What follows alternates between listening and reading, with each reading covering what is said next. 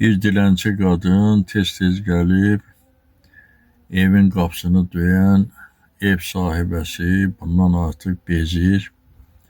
Bir dəfə yenə bu dilənçi qadın gəlib qapını döyür. Qadın gəlib qapını açdıqda görür ki, həmin dilənçi qadındır yenə. Və bundan yaxasını qurtarmaq üçün qadına deyir ki, sən gözlə, indi gəlirim.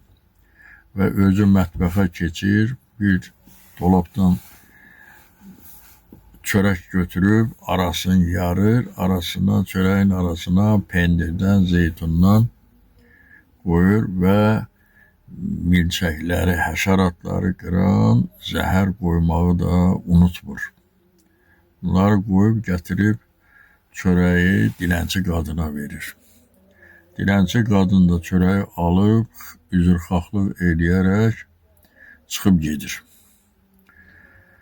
Dilənçi qadın gəlir bir məscidin həyətində aclığını hiss edir və oturub qadın verən çörəyi yemək istəyir.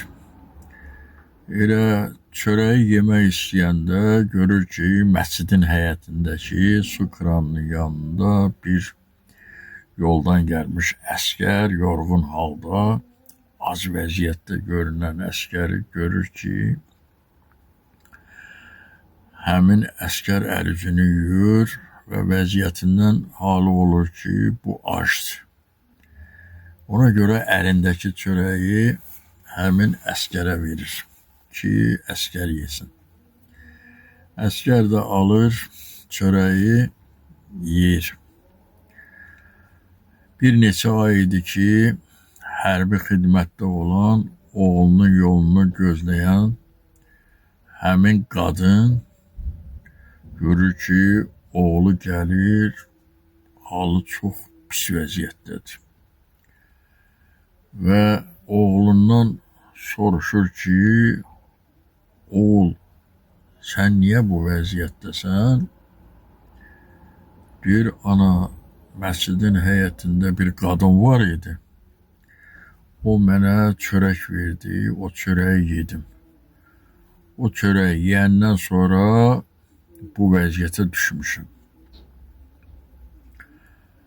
Qadın dilənçi qadına verdiyi çörəyi yadına salır, elə bir ki, bir qazan qaynar suyu onun başından əndərirlər. Vay, deyir, mən gör nələr etdim. Kor peşman halda qışqırmağa başlayır. Bu çörəyi yeyən oğlu çox keçmir ki, aslan kimi bir oğul həyata gözlərini yumur.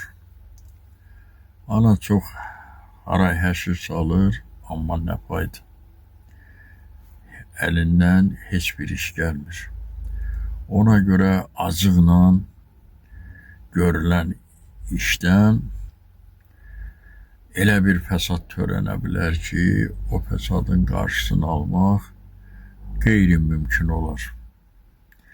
Atalarımızın bir misalı var ki, nə atarsan aşına, o da çıxar qaşığına.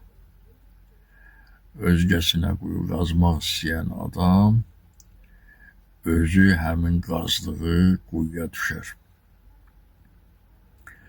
Ona görə bir işi görməkdən əvvəl yaxşı-yaxşı düşünmək və o işi sonra görmək lazımdır.